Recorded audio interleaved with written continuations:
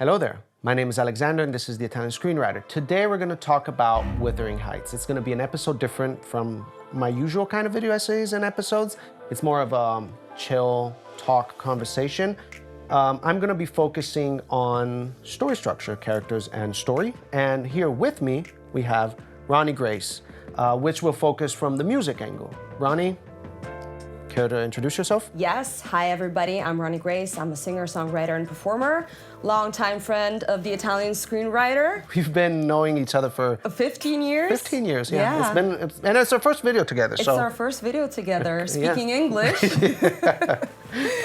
We're probably gonna say some Italian English words that do not exist, so bear with us. And we have some notes because this is our first episode with this format. It's a bit of an experiment, so have patience. For the both of us. For the both of us, of course. As we said, we're going to talk about Wuthering Heights, the latest movie by Fennell, and I personally enjoyed it. I think it gets too much hate for what it was. I thought it was a disturbing yet emotional movie, and I'm a big fan. If you follow my channel, you know I love rom-coms and love stories, and there was a moment in the story where I got really annoyed with the characters, especially Margot, Robbie. And when I get annoyed with characters and love stories, that means usually it's got me emotional. What do you think? Yeah, I also loved it, and I do understand why people were kind of mad at it, because it doesn't follow through the story of what Emily Bronte meant for it to be. There's a lot of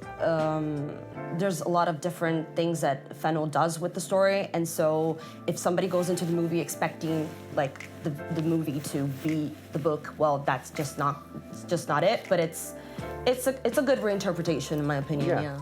Yeah, and also Emerald said right from the start that it's her story, it's her version of Wuthering Heights. It's not an adaptation of the book. It's what did she call it? Do you remember? It's like a it's inspired from the book, but it takes its own direction, which I thought it was a good film. I saw it at the movie theater, and it got me kind of emotional at the end. There were people crying, so when you got people crying, it's obviously working.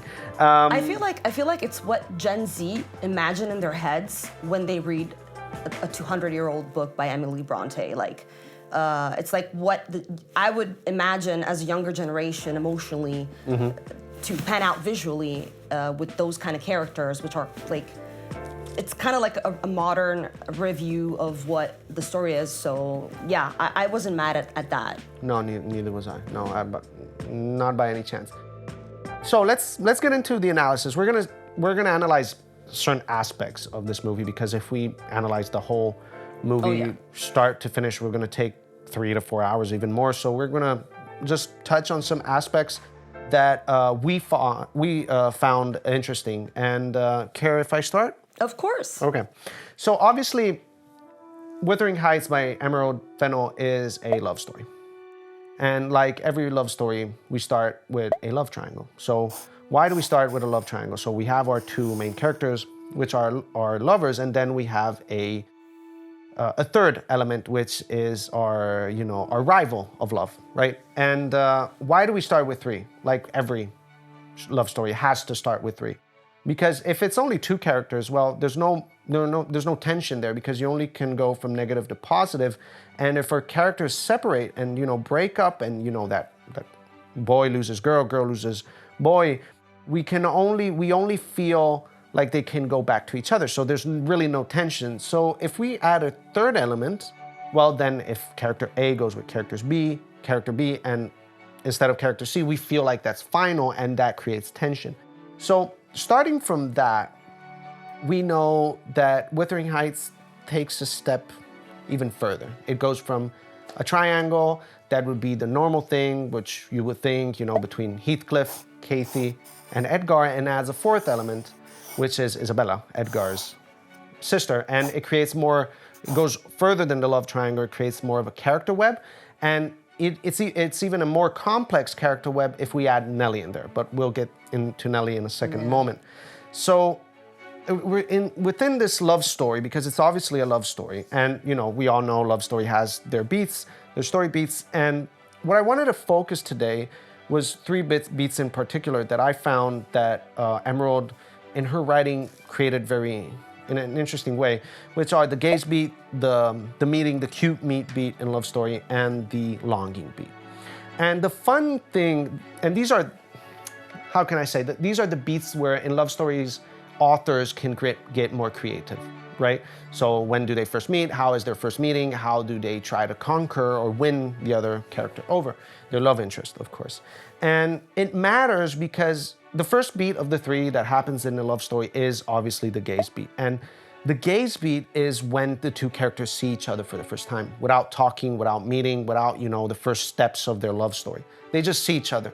And this sets already the emotional stakes right into action. And it sets also the base of how their relationship is going to be. So the more creative you are, the better you will impact the audience. And Emerald in Wuthering Heights does it in a very interesting way, because obviously the themes that she touches are not very positive themes, actually. Obviously there's love, but there's also desire, there's class, there's jealousy, there's control, and there's revenge, there's possession, and there's power, right? And all these characters have between them a gaze. They all have this beat, right? And each first look between them defines the relationship. So for example, I put the minutes here so I don't forget them. Right, the Cathy Heathcliff gaze happens at minute 6:37. And it's funny because it's a horror-like scene. And if you watch this scene, there's a dark room, an empty room. There's puppets hanging from the ceiling. It's almost silent. The music is, the whole scene seems taken out of a horror movie. And you're expecting, if it was a horror, you would be expecting a jump scare in any moment. And it actually happens because, and there's this girl who's Cathy, and she's a child and she's alone. She gets pulled under the bed by Heathcliff. And that's their first gaze. And it's through possession, force, and shock. And that's interesting. While the Cathy Edgar gaze happens at minute 29:41, and there's this wall separating them, right? And that is the wall between the wild nature of Cathy and the civilization nature that Edgar promises, right? And she falls, and Edgar opens the door like to help her, and he's like, "Can I help you, or did something happen?" I don't remember the dialogue, but it sets the emotional stake and their relationship, and Cathy performs, like she pretends, right? She is this actress, this damsel in distress. Very good, exactly. That's what I wanted to say. Thank you. The words didn't come to mind. And Edgar represents order, right? Social status, comfort, and a bit of a savior in her point of view. Everything she thinks she needs. Heathcliff and Isabella's gaze happens way far, way. There's some time that passes, and it happens at minute 69. And he's totally in control, and she does the shoulder strap move to seduce him, and it's almost ridiculous, right? And he just gives her this smile, a satisfied smile, and that's already the relationship, right? He's in complete control, and she's completely submissive to him. And so those are the three gazes, but the fun thing that Emerald does is the other two beats that are so important to develop a love story. The meeting and the longing. Only Cathy and Heathcliff have them, right? Mm-hmm. Cathy and Edgar doesn't have them, because after their gaze, we meet Cathy again that she's already promised to marry him. Mm-hmm. And Heathcliff, the second time he sees Isabella, they skip all the development and they go to their sex scene, which obviously every love story has, but you have to get there. The meeting and the longing beat are only dedicated to Cathy and Heathcliff, which are the main love story, the main lovers in Emerald's point of view, and they're the star-crossed lovers. And also the meeting between Cathy and Heathcliff, the cute meet, it's not very cute because it is cute, but there's a dark subtext. Because right after their gaze, she pulls him and brings him to her father, and she asks her father if she can keep him as a pet. And obviously her father says, yeah, you can. And this gives us, the basis of their relationship, where it's caring, it's loving, but it's also about possession, it's about control between the two.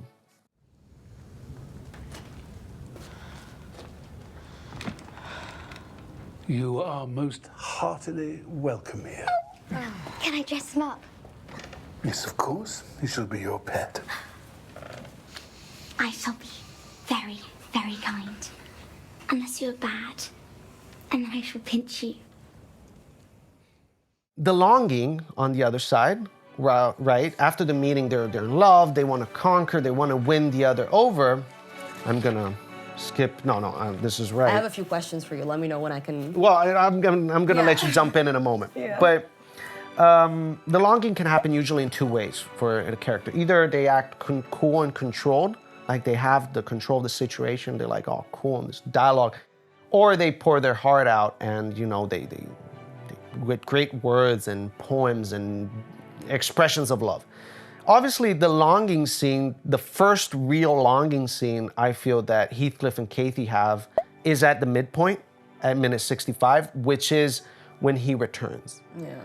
And obviously, when he returns, if you've seen the movie, he's completely in control. Like, he's this cool guy, which is completely different from how he's introduced at the beginning, because he pulls us down, he pulls her under the bed, covers her mouth, and he's in complete fear, right? Now he's all cool and control, which obviously he isn't. Is he though? Yeah. Yeah, he obviously isn't. But it's his way Yeah.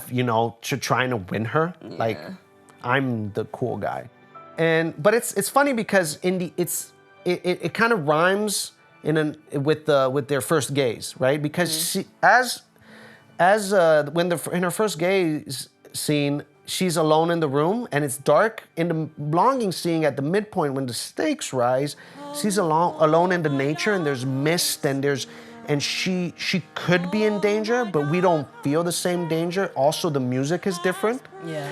And at a certain point, he appears and he's calm and control, and she runs towards him instead of him pulling her. And we see the power balance shift, right? I never thought about that, actually. And the desire that they had for one another, matured into power, because obviously there's that triangle. She's with Edgar, and he wants to pull her towards him with his new facade. And I thought that was a great way to express creatively in writing in the story those three beats, and the gaze, the meeting, and the longing between the three. And also, funny thing that I forgot, then I'm gonna give you the word. Within the gaze between Isabella and Heathcliff, after Heathcliff smiles at Isabella, he turns his gaze back at Cathy, because that's the third shot, and she is completely jealous, and she, for the first time, does not return that gaze towards him. So that's also, about the character web I said before. But going back to the midpoint, which I thought was a very powerful midpoint. Like, it's the opposite of their gaze. Like, the gaze, horror-like, midpoint, completely different music, completely different mood, same scene design, but completely shifted. And obviously, within this shift from scene at minute 6:37 to minute 65 at the midpoint, there's also a big change in music because of the tone. And I think I wanted to hear your opinion on that, on the music side of this whole story, this whole love story. Yeah, so when I watched Wuthering Heights, I was expecting from the marketing that has been behind this movie, I was expecting the soundtrack to be like 100% made by Charli XCX, and I discovered that's actually not the case. There's three main musical protagonists to the soundtrack, and it's not just Charli XCX. I think her music covers about 1/3 of the whole instrumentation for the music. And the other two main protagonists are Anthony Willis, which already worked on Fennell's previous Saltburn and A Promising Young Woman. So he has some kind of confidence with Fennell in his career. And a surprise star, which I personally didn't know about, this folk singer. They're all English, by the way, all of them. English, you mean British? Sorry, you're right. British. We're so politically correct here. British. They're all British artists. And the third one, which was a surprise, is a British singer-songwriter called Olivia Chaney, which has the most important song in the movie, actually. she does a cover of an old ballad from the 19th century called Dark-Eyed Sailor, which is so important in the movie because it's the, what do you call it, leitmotif, of the whole movie. And it comes right when Kathy is getting married to Edgar, and here the lyrics are just perfect. It's a sad moment, and the lyrics kind of represent that, and the whole vibe is quite ancient, which is very different from the music that Charli XCX is presenting to the movie. And I think that's interesting that this ballad is actually was written around the same time the book was written. And I found out to be quite fascinating, actually, like a fascinating choice. And actually, while I was digging and like doing my research, I found out that this song was one of the earliest decisions by Fennell to put into the movie, even before choosing Charli XCX. So, like, wanting the song in that moment was kind of essential from what Fennell was trying to say. Sorry, you're talking about the wedding moment. Yeah, the wedding moment, yeah. The wedding moment. And the song then comes back into two more important moments, which is when Heathcliff comes back. And that is around 2 hours and 9 minutes. And we hear Dark-Eyed Sailor again towards the end when Kathy is already dead, unfortunately, and Heathcliff is holding her. And, like, their lives flash in front of his eyes. Don't be sorry. And we hear Dark-Eyed Sailor again. And it's just like, it's as if the song was summing up their life together, their lives together. Yeah. May I interrupt? Yeah, of course. Quick? You said 3 moments. What was the second moment? It's when Heathcliff comes back. So at minute 65, at the midpoint. It's at, sorry, you're right. Yeah. It's at 1 hour, 5 minutes, and 10 seconds. Yeah, minute 65, the one I was talking. Exactly. So you're saying, sorry, I don't mean to interrupt, but you're saying that when Heathcliff returns, which is such a key moment, the song wasn't by Charli XCX, but by? Olivia Chaney. Oh. And that's actually super interesting because you would expect that in such an important moment of the movie, Yeah, exactly. you would have a Charli XCX song. 100%. I thought that was Charli XCX. You know, we had all this big promotion that Charli XCX just finished her Brad era. She's making this album, which, by the way, is not the official soundtrack album by the movie, for the movie, and I'll get to that in a second. And you would expect, like, you know, the production is going to choose a Charli XCX song for this moment, and they didn't. And the reason is because they had this song in mind way before even contacting Charli XCX. I had no idea. Yeah, it was pretty crazy. I thought it was Charli XCX, yeah, 100%. Yeah, and then we have Anthony Willis, like, orchestrating the more, like, orchestral parts, where there's, like, a lot of tension. There's like his work there. So yeah, the only time we hear Olivia Chaney is in the midpoint, and then it's just Charli XCX. Okay. Yeah. And I remember you telling me that the second half of the movie was more Anthony Willis, while the first... Could you expand on that a little bit? Yes, so we only have, like, after the song Open Up, which is when Kathy finally confesses her love for Heathcliff, but he just heard her saying, like, no, I can't marry him because he would degrade me. Like, he's, like, standing behind the door and hears this, but he just, like, he rushes off and doesn't, like, stay there to hear. Yeah. Yeah, he's hurt and he doesn't hear what she says next, which is, like, he'll never know how much I love him. Yeah. And as soon as she says those words, we have Open Up by Charli XCX play. Okay. And then we don't have her music for a while, and we have the song Funny Mouth, when they're they're making love, like The sex scenes? Like the sex scenes. Come si dice adulterio? When she's cheating on it. Yeah, when she's cheating. You can keep this. Like, this is our Italian words coming out. Yeah. Yeah, they're so adulterous, right? Yeah. And so when they're having this adulterous affair, then we have Funny Mouth, and then we have the closing track, which is Always Everywhere. And so, like, the most important scenes where we have Charli XCX music is towards the beginning. Okay. And I remember, like, when we talked the first time, you were saying how you also noticed that the the minute 6 was the music could have been from a horror. Oh, yeah. And could you expand more on that? Yes. So you know what? I'm gonna do you one better. I'm gonna talk about the diegetic sound at the beginning of the song. Like it opens up. You have some title tracks. And the first thing you hear, which is a diegetic sound, you said diegetic, right? Yeah, diegetic. There's gonna be a lot of this. There's diegetic sounds and non-diegetic sounds. Yeah, it's a diegetic sound, and you hear like this this heavy breathing, and it sounds like a bed cracking, and they don't show you the image, what's happening. Yes. It's like black, and there's like black screen. There's a black screen, and then there's like the titles, and you, as a viewer, you think, oh, this is like a erotic scene. Mm-hmm. And then the image pops on screen and it's somebody being hanged. So the first thing you realize is, if you like analyze this diegetic moment, is, okay, there's pain that is gonna be confused as pleasure. Very sadistic. Very sadistic. Yeah. And I think like sadism is a very important theme throughout the movie.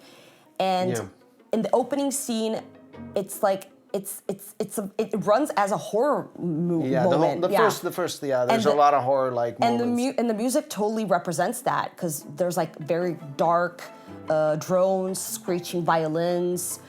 We have John Cale like speaking his poem, and we have like a bit of an. That's right, I forgot about that. Yeah, we have like an anticipation of what is going to happen at the end through Charlie's words, which is, I think I'm gonna die in this house. Mm-hmm. That's already foretelling what's going to happen at the end. Yeah, it's foreshadowing, right? yeah, for sure. And so this scene opens up with this diegetic moment, this diegetic sound of pain confused as pleasure. There's people in the square looking at this man being hanged, and they're all like almost having an orgasm. It's a bit of an orgy scene. It's a bit of like there's a lot of there's like they're having this very sexual pleasure in seeing this. Also, he's hung and he has a boner. Oh, I didn't. Yeah, he has a boner. Yeah, if I'm not mistaken, he has a boner. And then like we see Kathy looking at that, the kid as a kid, as a girl, and she's like. Oh, she's enjoying it. She's into it. Yeah. She's into that, and that is already telling. Oh, okay, so that's who she is. Yeah. And that's why the music, to me, like, it totally makes sense that it's like a horror. Like it's, at the beginning, for sure. It's not this love theme song. It's definitely dark, and it goes well with the images. Yeah. Okay, so last question then. Okay. From a story structure point of view, right? We have the first part of the movie, especially the first 10, 15, 20 minutes, very horror-like, very scary, very dark, where there could be a monster coming out of a closet. And then especially when, she gets married and Heathcliff returns, and it goes upwards to very hopeful, and we have the sex between them and the passion and the love. Finally, they're together, only to then be very tragic at the end, and they're lost forever, right? Yeah. Does the music reflect that? Yes. And if so, I would ask you how? How do they reflect this in music? There's like 15 minutes of the movie that if you would just look at those 15 minutes and listen to the music that runs underneath it, it's just like a perfect representation of the ups and downs of their relationship. And that's from minute 24 to minute like 40, roughly. Okay. And this is when, minute 24 is when Heathcliff breaks the chair to burn. Oh, that was a good scene. I love that. That was like my favorite scene. That was a good scene. Like, oh my God. Yeah. How do you not fall in love, right? And this is when we have Charlie singing Wall of Sound. Okay. And like, it's when Kathy realizes for the first time, oh, can I say oh shit? Yeah, like, of course. oh shit, like she feels something for Heathcliff, like, and also we have that image of his back being all sweaty with the scars. And so we have these violins kicking in the exact moment when she catches herself realizing that. And we have violins, wall of sound, sounding throughout the scene where she's just in her head about it, and she catches herself in the mirror, like slapping herself, like, nah, I gotta get that out of my head. We're talking about the scene where he breaks with the fire. It's always the same scene. Okay. Yeah, it's the same scene in the same musical sequence. And right after that, That's when like later, like a few minutes later, she leaves and like she stays at the Lintons for a while. And at minute 33, she comes back.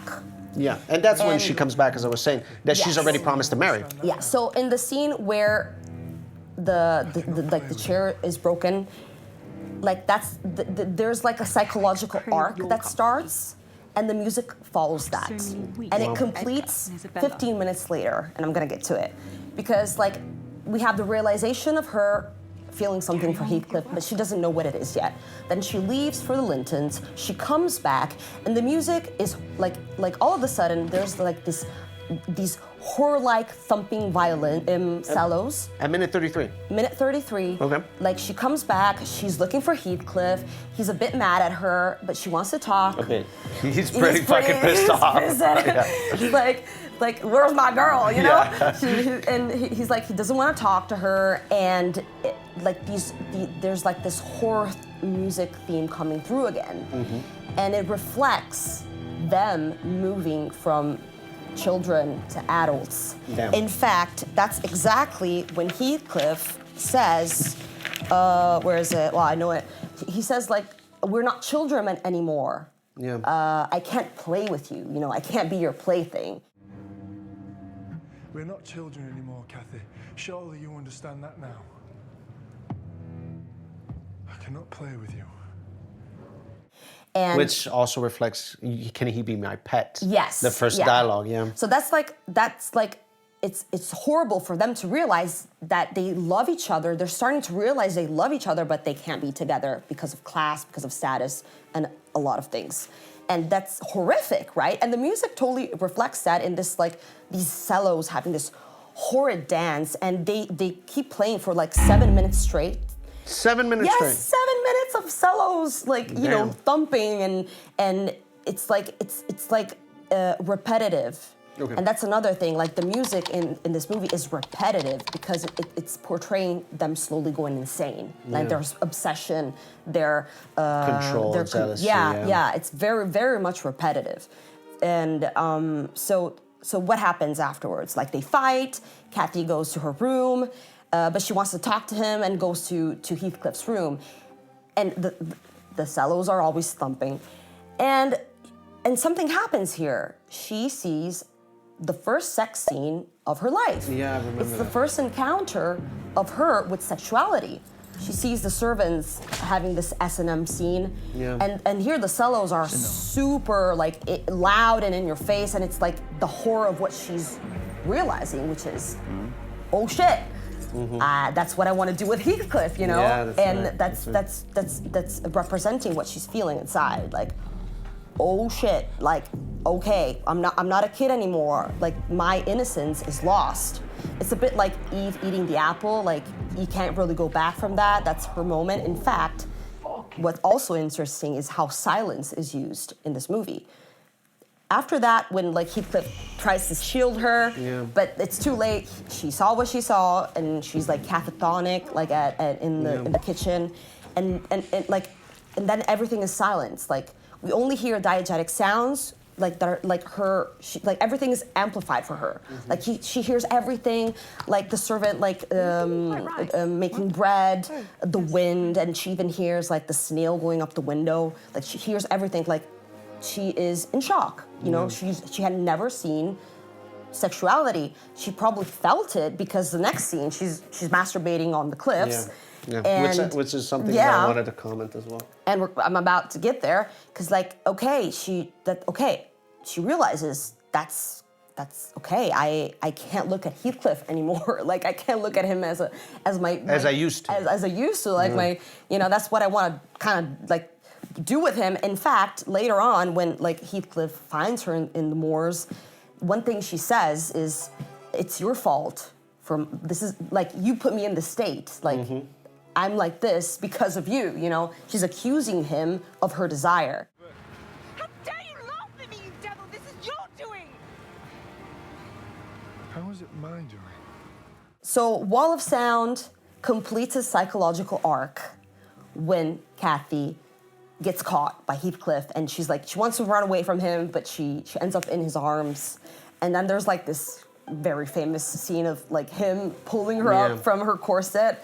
And yeah, and so the way the music is used here is like it starts, it's telling you something has to happen, and then it completes its arc, coming back again. And it's telling you, this is what it had to happen, this was the evolution it was supposed to have, the character had to have. And I think it's brilliant. Yeah, I agree. Also, the repetitive cello made me think of a thing that I wasn't very clear before, because they have different flirting scene, longing scenes where, you know, Heathcliff tries to win her over, as when he breaks the chair, as when he pulls there. With, like, in the first half, he shows his emotions. And I selected that longing scene because he changes. He switches his strategy up, and he's, for the first time, completely his facade of being control, cool, not caring anymore, and having her come to him for the first time. In fact, that's the first time she runs up towards him and she invites him to dinner. I have a question for you regarding that. Like, I've noticed looking at this movie, it's a movie about dominance. Yeah, the power control. Power control, rich over poor, men over women, and women over men. You're right. Yeah, some of that too. Yeah. And like, what do you think about this? Do you think there's like a chain of control running through the characters? Well, 100%. Like, that's the whole personal conflict they all have. Well, it starts off with Kathy asking her father if she can keep Heathcliff as a pet. So that's like right from minute 5, you know, that's the one of the main themes. And also, I think the real victim is Edgar in this movie. He's the only one that is completely not in control of what's going on. What about Isabella? Yeah, that's where I wanted to go. Where she kind of wants, like, she wants to be where she is. Does she, or is she's completely at his mercy and she's completely her nature is obviously in this movie submissive, but I don't think anyone wants to be a dog. But there's like the scene where Edgar like gets into her room, and he's like, Isabella's room. Sorry, let me say that again. Yeah. But there's like the scene where Heathcliff like jumps the window and gets into her room and asks her, like, and I think it's a great scene on consent, because it's like he's asking, do you want me to do this to you? Do and you I'm want gonna me? be evil, I'm gonna be bad, I'm gonna treat you like shit. And she's like, I want that. I want that. Yeah. and like, so is she though, you know? But yeah, Edgar definitely. And obviously, you know, Kathy has some control, total control over Heathcliff. Oh yeah. And she has control over Edgar.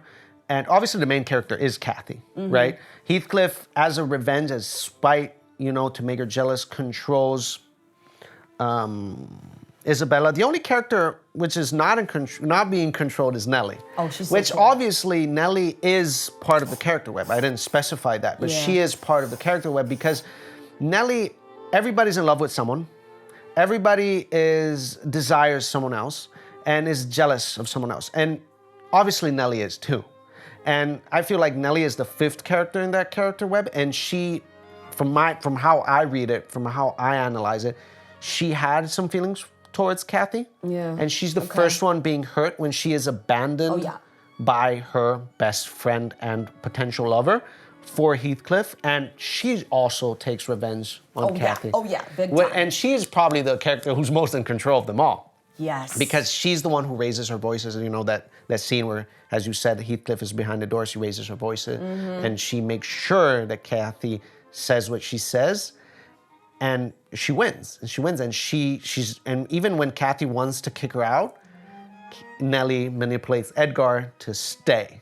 And, you know, and so obviously Nellie is and part... she burns the letters. And she burns the letter. Like, she is the first character who is hurt, and she is also the last character to have a laugh. Yeah, you know? she's like the boss behind the scenes. Yeah, she is the master puppeteer. Yeah, exactly. And obviously she is part of that character web, and she has feelings, in my opinion, from how I see it, towards Kathy, and she also takes revenge on Kathy. Okay.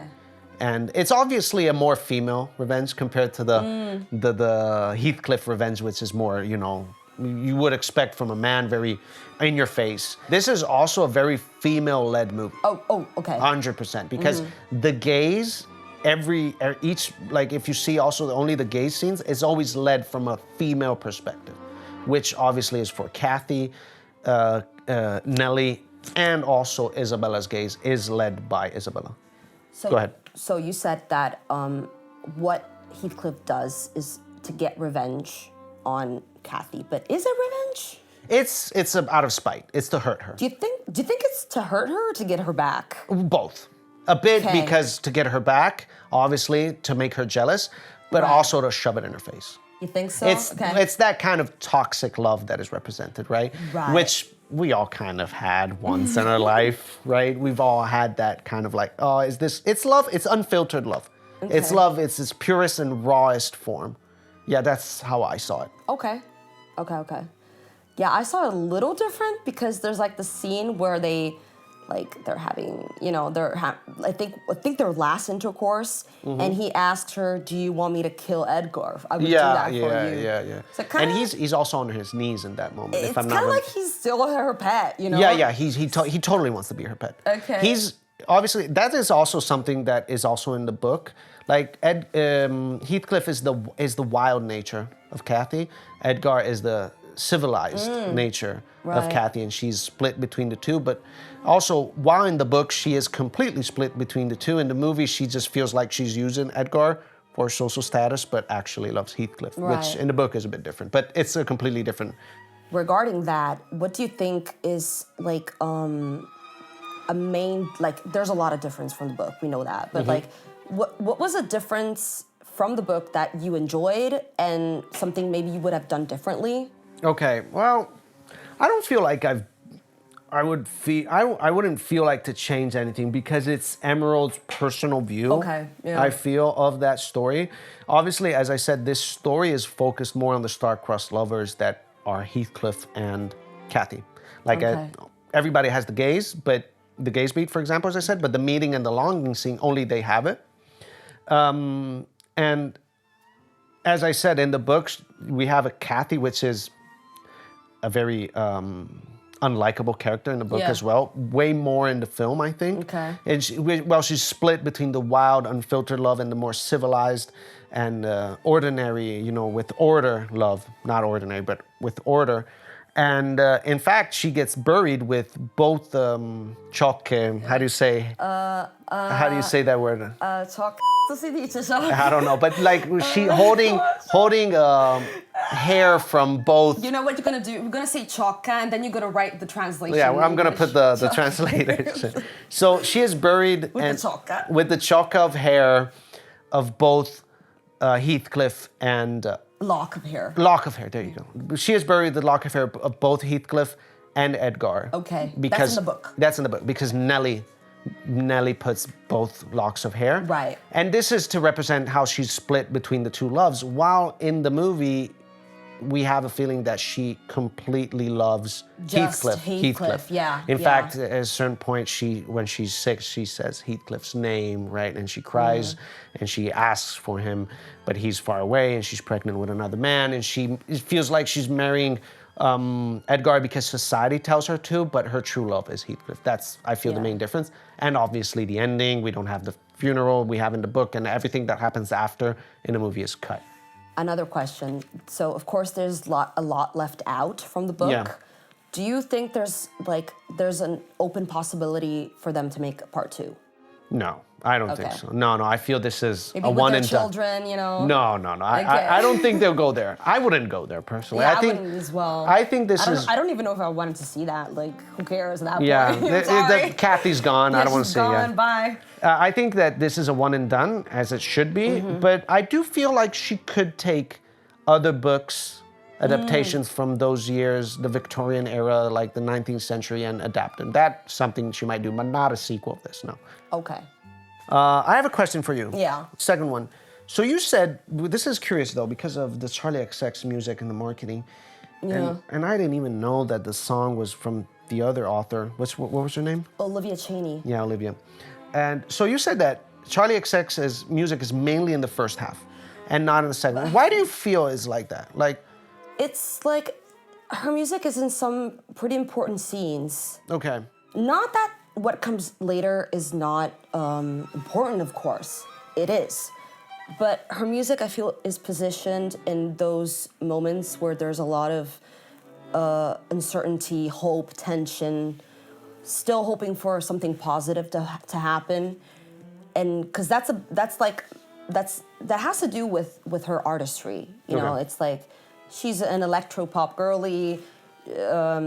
Also, she said she wanted to make a full album for Wuthering Heights when Fennell asked just for one song in the beginning. So basically, she got a call during her Brat era in 2024 from Fennell asking for a song for the movie, to which she responded, "Oh, you know what? I'm going to make an album," because she was feeling it, and she wanted to expand that world, bringing her own musical twist to it.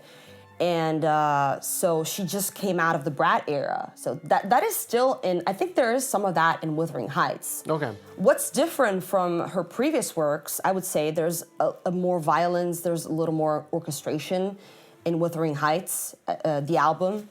So yeah, to answer your question, I feel like it has to do with her message overall as an artist, you know what I mean? Also, that is not the official soundtrack. It's technically called the companion album, which I didn't know existed as a term.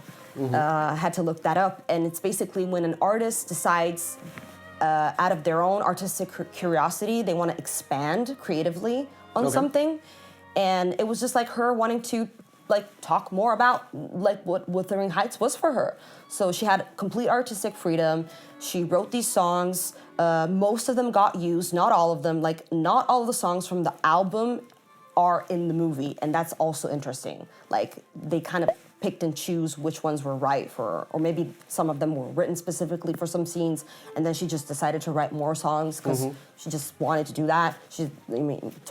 Total freedom on that. And yeah, it's interesting. If I have to think of that album just as a pop album, it's a bit of a hybrid, you know, because you kind of feel it doesn't have that commercial hit.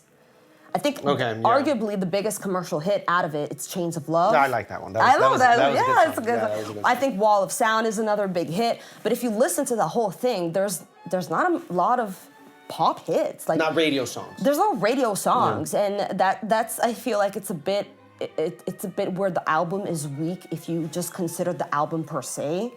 It doesn't really stand on its own because, I mean, it's hard. It's hard to write a concept album on its own, let alone writing a concept album and also making it a soundtrack. That's very hard. Tough. So complete kudos to Charlie for attempting that. So yeah, I think she put her own spin to it. It's a very modern soundtrack, to which is it's a bit disorienting. It's disorienting. It's a bit disorienting because this is it's an old story, and then there's this very electro-pop soundtrack that's a little confusing. But going back to the fact that, you know, Fennell probably wanted to make it modern again. But you said before that the last part that is a bit more tragic.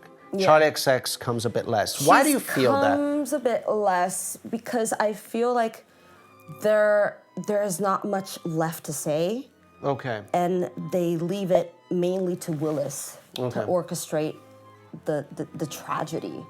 And I feel like that's a very good decision when it comes to the sadness of certain scenes. You don't really need Charlie screaming into a microphone with distorted effects. Yeah. You know, it's already on screen. It's already it's already there. There's the violins do a really great job in describing those moments simply, and then the closing track I think is great. Always Everywhere. By Charlie. Yeah. Okay. It mirrors what Heathcliff says holding Kathy while she's dead. Really? Yeah, he says, stay with me always, haunt me, take any shape or form. Yeah. And then you have Always Everywhere playing, which is just so perfect. Yeah. And fun fact, I had listened to the album before watching the movie. Yeah, you told me that, yeah. Always Everywhere is the fourth track on the album. And while I was listening to it, I was like, oh, wow, this is such a sad song, mourning song. This is a perfect song for a funeral. And then I look at the movie and it's like, oh, of course, yeah. It's the song at the funeral, It's the yeah. song at the funeral, so. Last question for you. Yeah. I don't think I have any more. Maybe I will, maybe I don't, who knows? I'm But definitely gonna have later, but. yeah, Yeah. we would like to talk for like hours, but I would, but what do you feel like this album is with Charlie compared to her previous albums? Is it like a step forward? Is it something completely different? Is it in line with her previous albums or not? That's an interesting question. I think there's some sort of continuity. Continuity? Thank you. No problem, I got you. Sort of continuity. Yeah. Artistically, of course, Mm-hmm. and sonically, of course. As I mentioned, there's more orchestration, which is not. We don't really hear that with her previous works. She's mainly like full-on electronic pop. Very avant-garde in it, by the way. So with Wuthering Heights, she strips it a bit back. That's what I would say is different from her previous work in terms of hardcore electronic music, and focuses more on the theme of the movie itself, and kind of like I don't want to say she takes a step back from her artistic vision, because it's 100% her artistic vision. But it's in service of the movie. Yeah. And as an artist, that is really hard to do. I imagine. You really have to marry what the movie is about to fully do that and keep your artistic integrity. And I think she did a wonderful job in that, like serving the movie and also keeping artistic integrity while like creating something new, because it is. And so yeah, that's the main difference, I would say. Like the orchestration, the violins, there's a lot of violins in this album. A lot of cello, as you said. A lot of cellos, yeah.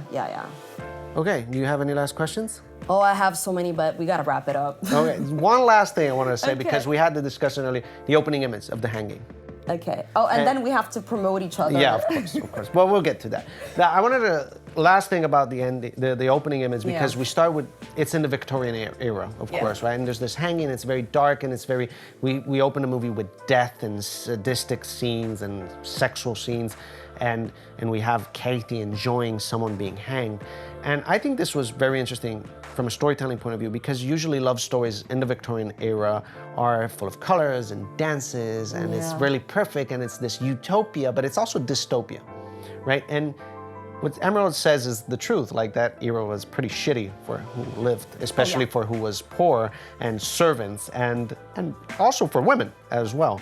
And so it opens the movie saying, this is a Victorian era age love story, but it's not your typical Victorian age love story. And I found that very curious and interesting from a storytelling point of view. And that's a wrap for today. Thank you for watching, and go follow Ronnie Grace. Her album is coming out soon. Would you expand that? Could tell us more about that? Yes, my EP is gonna be out at the end of the year, but I'm putting out single by single. So May 29th, new song's gonna come out. It's Running with the Wolves. I had a preview. It's pretty good. Okay, yeah, you heard it. I'm gonna say, it's not the final. I didn't listen to the final version. I listened to. True. It's gonna be a surprise for you too. So yeah, and yeah, you can find me on my socials: Ronnie Grace, Instagram, YouTube, Facebook as well. Think everywhere. Just like Ronnie Grace anywhere. Okay, go follow her. Thank you for watching. And follow the Italian Screenwriter. I'm also pushing a bit more on social media, especially on Instagram, which I didn't do in the past, but I'm starting to do right now. And let us know your comments, your feedback, because this could be a format we repeat, especially if you enjoy it and it has success. And what movies you want to hear next. Exactly. Well, let's be careful on that. They might just go too deep, maybe. Okay. No, I'm just joking. Anyway, thank you very much, and hope to see you soon. Bye.